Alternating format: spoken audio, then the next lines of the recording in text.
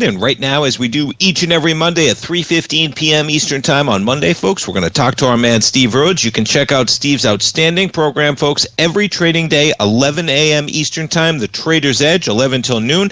And he's got an outstanding daily newsletter, Mastering Probability. You can check it out right under the newsletters tab at TFNN.com, folks. All newsletters at TFNN come with a 30-day money-back guarantee. We offer and reference. Steve's got a couple of amazing webinars, more than a couple, many archived that you gain access to. You can sign up for a month for $149. You can save $199 or 22% off for the 6 month at $695, or save $593 for the year. They all come with a 30-day money-back guarantee, folks, and especially this time of year, we get the Tiger Dollar sale going on. You can always get those Tiger Dollars, add those savings, lock it in. New customers always get a 30-day money-back guarantee, so you got nothing to lose. Steve Rhodes, good afternoon. Hey, Tommy, how are you today? I'm doing well, man. We got 10 days till Christmas, Steve. You know, I got to do a little shopping left, but we got 1 full week of trading left, so we'll see. But I'm hanging in there. How about yourself, man? Good. Well, it feels like Christmas down here. It's freezing. I love it, man. I've been waiting for a little weather where I can wear, you know, some pants and not be hot, and wear some maybe a couple layers, you know, Steve. So I'm trying to embrace it, man. I know, right? It's getting go back. Go to Boston. Cool mornings and evenings, especially. Yeah. Go to Boston, would you? I know. Hey, I'm lucky. I do, and I get my fix, and then I come run back to Florida, man. I'm like my dad, you know. Now it's crazy, isn't it, Steve? You know, it's like I'm thinking about it, man. It's like 60 degrees. I'm bundled up, and I'm yeah. Anyway, yeah. As we go, exactly. man. Exactly. So, what do you think about this market, man? Well, I've got a presentation like normal, but I was listening to your introduction, and one of the things that you were talking about was the dollar. So I thought I could go ahead and give folks a little Christmas gift, an early Christmas gift here. And what I have on my chart right now is the yearly time frame for the U.S. dollar. So obviously we have to have the continuous contract, and there's a very cool pattern that has been in place since 2007. That's where this blue arrow shows up. And since 2007, every year that we've had a down year has at least been followed by a year where the dollar has moved higher. So 2007 lower, 2008 higher, 2009 lower, 2010, 2011 higher, lower on 12, higher on 13, 14, 15, 16, lower on 17, higher on 18 and 19, lower again. You see that pattern? So if I were to ask you, because we're going to have a lower dollar this year, what do you think the U.S. dollar is going to do next year? I'm going are we using just the data from 2007? Right, we'll see. Yeah, but maybe we'll see.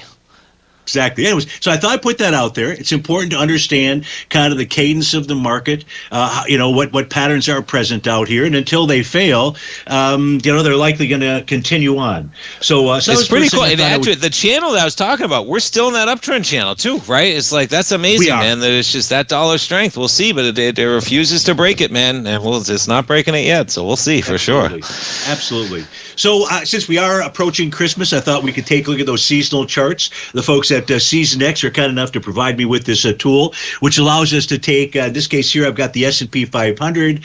We've got 97 years worth of data, but because Christmas isn't here, we've got 96 data points. And what this chart shows is the average movement of price 10 days before, 10 days after, that red vertical line being actually Christmas Day. In this case here, you'd have to say it's somewhat of a bias, a bullish bias. Most certainly after Christmas, it is a bullish bias out there. That's over the last 96 years. If we size it down, Tommy, to 25 years, meaning we would only have 24 events out here, we are, I think we are 8 days out till Christmas. So you can see it's a bit choppy out here. Typically, a bottom would form around, and this is over the last 24 years, we'd have a bottom that forms by Thursday with a move higher into the end of the year. If we want to take a 10-year period, it just means only 9 data points out here. We can see that 8 days before, in essence, where we're at right now, we move lower, in essence, into Thursday, Friday, and then we've got a bias to the upside out there. So those are the 10-year, the 25-year for the S&P 500, and then the 96-year cycle. Tommy, any questions about those seasonal averages? They're great, man. I love, because history, whether it repeats, it rhymes, right? The all of it. And, when I was looking at that, I was saying, okay, and then we got of course you got Christmas, right? And then we always got taxes. Maybe they talk about tax selling, and even on that one you're looking at right there, so it's like 4, 5, 6 days out, and then it looks like really that first of the year, right? Maybe you get that buying because you get that acceleration. It looks like maybe 5, 6 days after Christmas. And that's when maybe even like a little tax selling goes away or something like that. You get a little boost. I'm just thinking, but that looks pretty cool for sure. Yeah, and a lot of times the market will, I don't have that chart to show and share with everybody. We will at another time. But typically the markets move higher into the early part of January. And then also, you know, people need cash for taxes and things of that sort. You might see some selling. But that's just the typical pattern that's out there. So I thought I would share that with folks. This is a set of monthly charts for all of the primary U.S. indices out there. And with the exception of the Dow Transports, the other U.S. indices have got A to B equals CD up patterns. Now, many of these are longer-term patterns going back to 2008, 2009. A couple of them started at the 2020 low. Here is the transports. It is the center panel on the very right-hand side, and there you can see a consolidation pattern. Now, all these monthly charts in essence, have completed at least a 1-to-1 A to B equals CD pattern, even if it's long-term. Well, if it's present on a monthly chart, it's present on a daily, and it's present on a weekly. So I want people to understand that. There's also A to B equals CD patterns within A to B equals CDs, but I thought we'd just step back and take a look at the larger picture to understand what's going on. And you can do, obviously, more than a 1-to-1 A to B equals CD. That's why I suggest that people wait for a bearish reversal candle to confirm some type of top or a bullish one for a bottom. And so if we take a look at this, now I just switched over to my daily time frame charts here. But these are the ones here where you can clearly see whether we've got bullish or bearish reversal candles. And so if we take a look at the only index here on a daily time frame without a top, there's really two of them, the Dow and the Dow Transports.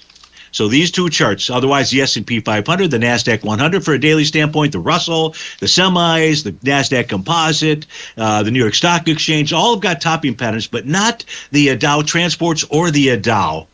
If we take a look at the Dow, for its daily, its weekly, and its monthly time frame, here we'll see no topping patterns for any of those. In fact, we're trading above the green oscillator and change line. The green oscillator and change line says we have a rising price oscillator above zero. Those are bullish conditions out there. Now, we take a look at the daily time frame chart. We can see we might close below yesterday's low.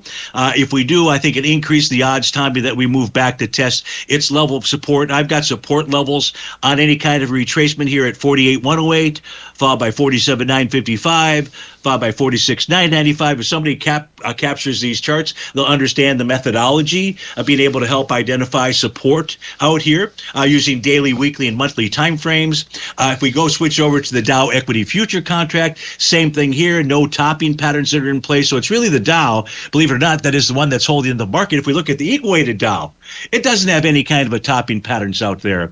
Last Friday, the Dow made new all-time highs in terms of U.S. dollars, Japanese yen, Swiss francs, the Chinese yuan, and the Canadian loonie. Now, that is not how tops get made or long-term tops get made inside the Dow. So I see we're about to run out of time here. I'll just leave it at this. What everybody should be focused on is the Dow. If we start to see topping signals in the Dow, then the market may get a little bit weaker, much weaker. Great information as always, lots of charts. Folks, check it out. Mastering Probability, right under the newsletter tab. And remember, if you get those Tiger Dollars, folks, you still get a 30-day money-back guarantee. Okay, so get those Tiger Dollars, apply them to Steve's newsletter, and check it out, The Trader's Edge, tomorrow as well. Steve, great stuff, man. Appreciate it. We'll look forward to the program tomorrow. You bet. Take care.